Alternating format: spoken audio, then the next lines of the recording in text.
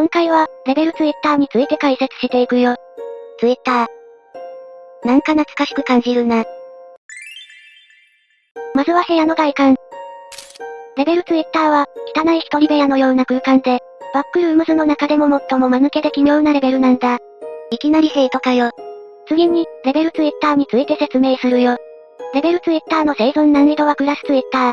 リツイートより返信の数が多く、安全だというには程遠く、人種差別主義者でなければ、エンティティが出現するんだ。なんか、まさにツイッターみたいな説明だな。次に、レベルツイッターの特徴について説明するよ。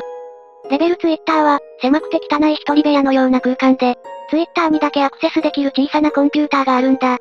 ツイッターだけかよ。コンピューター上のツイッターは毎秒1万回のピングを送信し、ツイートするたびに回数が倍増するんだ。サーバーに負荷がかかりまくるじゃねえか。また、このレベルには様々な人たちがいて、カレンズや熱狂的 K-POP ファン、熱狂的 BTS ファン、動物愛護活動家やビーガン活動家などなど、特徴的な人たちしかいないんだ。ああ、なるほどね。ちなみに、もしここで立てつくような発言をしてしまうと、とある YouTuber によって現在地が特定され、スキンスティーラーズに襲われてしまうんだ。SNS の悪いとこ出てる。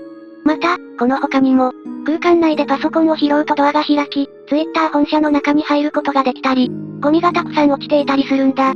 色々とインパクトがありすぎる。次に、レベルツイッターにいるエンティティについて説明するよ。レベルツイッターには、エンティティというか特徴的な人たちがたくさんいるんだ。今回はその一部を紹介するよ。どんだけいるんだよ。まずはザ・ドリームスタンズ。ザ・ドリームスタンズは、笑顔の白いマスクをしている緑色の大きな雲のような姿で、このエンティティは、常にツイッターを利用しているんだけど、ドリームのサバイバルマルチプレイを見たり、ドリームスキンを使ってマイクラのベッド坊主をプレイしている姿も見られるんだ。マイクラに入り浸りなのか。また、ザ・ドリームズスタンズに対して悪口を言うと、自身の個人情報をさらされてしまうんだ。反撃方法がさらしかよ。ちなみに、ザ・ドリームスタンズは緑色しか認識できないため、緑のスクリーンに飛び込むのを見られたとしても、二つの緑の色合いを区別することはできないらしいんだ。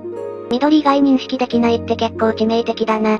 次に、ザット・ベガン・ティーチャー・スタンズ。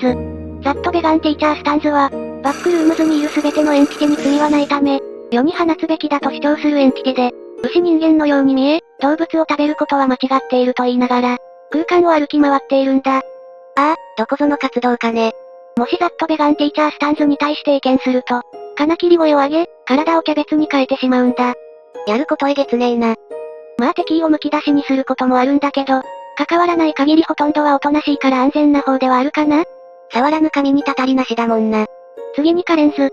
カレンズは、大抵40歳前後の女性に見えるんだけど、それ以外の年齢で出現することもあって、共通しているのは、白人で青い目を持ち金髪をしているんだ。一般女性のように見えるけどな。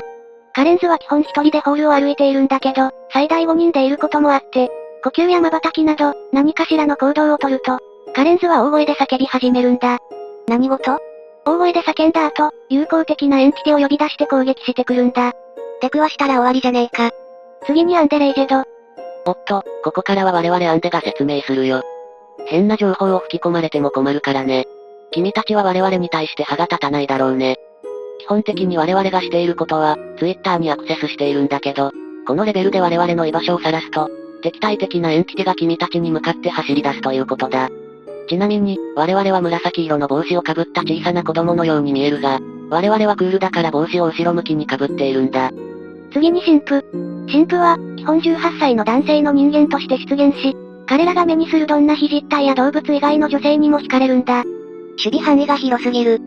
彼らは大抵全身ピンクの服を着て、ブロンドの乱れた髪をしていて、女性の生存者を見つけるとその後ろを歩き始め、注意を引こうとするんだけど実際には何もできないんだ。特に影響ないんかい。また、女性の生存者も神父たちに全く気づかないんだ。悲しすぎる。最後に、レベルツイッターの入り方や、次のレベルの生き方について説明するよ。まずはレベルツイッターの入り方。ザエンドにあるコンピューターでツイッターにアクセスすると、レベルツイッターに、任意のレベルで何かをしでかすと、レベルツイッターに、熱狂的なドリームファンであれば、レベルツイッターに、元記事を15部以上読むと、レベルツイッターに、行くことができるんだ。記事読むだけで飛ばされるのか。一方、次のレベルの生き方は、ツイッターでアマングアスについてツイートすると、レベルアモゴスに、ツイッターの仕様に意見すると、即死級のエンティティが向かってきて、いつの間にか空間がランフォーユアライフに、殺害予告を受けるとザボイドに、猫の写真にノークリックすると、レベル -404.1 に、行くことができるんだ。個性的なレベルにしかいかんな。ということで、今回はレベルツイッターについて解説したよ。